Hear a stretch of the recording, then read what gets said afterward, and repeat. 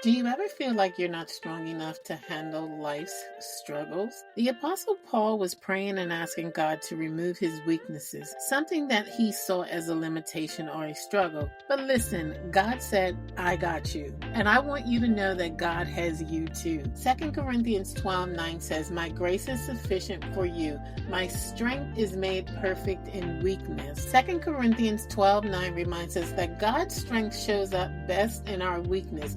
We don't have to rely on our own abilities, okay? Because His grace is enough. So as you reflect today on the things in your life that you may be struggling with or that you feel challenged with, stop trying to be strong on your own. I know as women, we are taught to be strong. We're taught to hold our feelings and not let anyone else know what's going on or even ask for help. But when you feel weak, lean into God's strength.